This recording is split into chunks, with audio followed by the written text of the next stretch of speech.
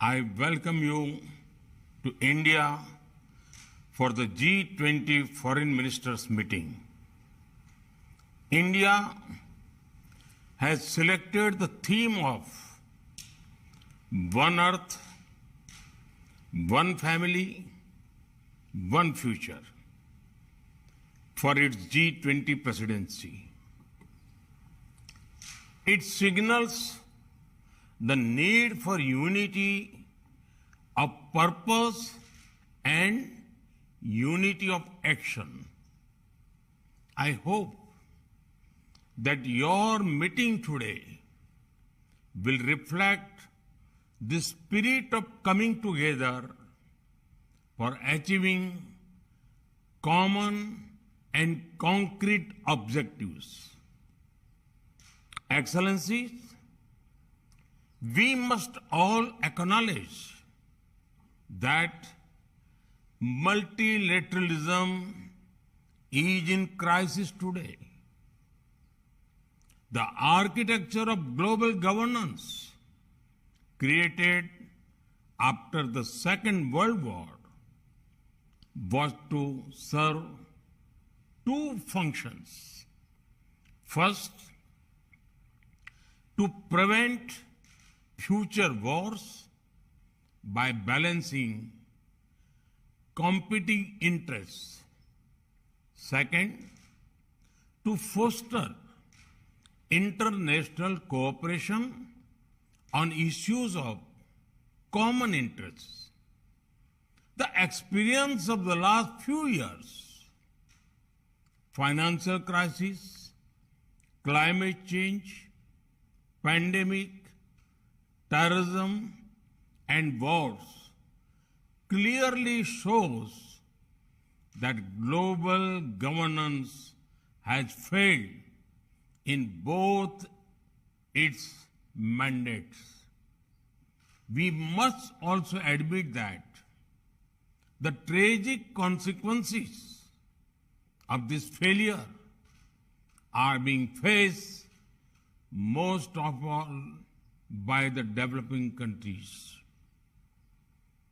After years of progress, we are at risk today of moving back on the sustainable development goals. Many developing countries are struggling with unsustainable debt while trying to ensure food and energy security for their people. They are also the ones most affected by global warming caused by richer countries. This is why India's G20 presidency has tried to give a voice to the global south.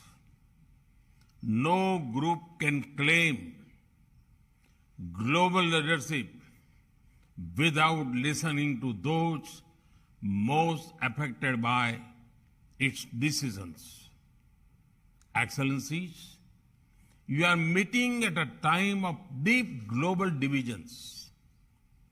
As Foreign Minister, it is but natural that your discussions are affected by the geopolitical tensions of the day. We all have our positions and our perspectives on how this tension should be resolved. However, as the leading economies of the world, we also have a responsibility toward those who are not in this room. The world looks upon the G20 to ease the challenges of growth, development, economic resilience, disaster resilience, financial stability, transnational crime, corruption, terrorism, and food and energy security. In all these areas, the G20 has capacity to build consensus and deliver concrete results. We should not allow issues that we cannot resolve together to come in the way of those we can. As you meet in the land of Gandhi and the Buddha, I pray that you will draw inspiration from India's civilizational ethos to focus not on what divides us, but on what unites us. Excellencies, in recent times, we have seen the most disastrous pandemic of a century. We have witnessed thousands of lives lost in natural disasters. We have seen global supply chains break down during times of stress. We have seen stable economies suddenly overwhelmed by debt and financial crisis. These experiences clearly show the need for resilience in our societies, in our economies, in our healthcare systems, and in our infrastructure. The G20 has a critical role to play in finding the right balance between growth and efficiency on one hand and resilience on the other. We can reach this balance more easily by working together. That is why your meeting is important. I have full trust in your collective wisdom and ability.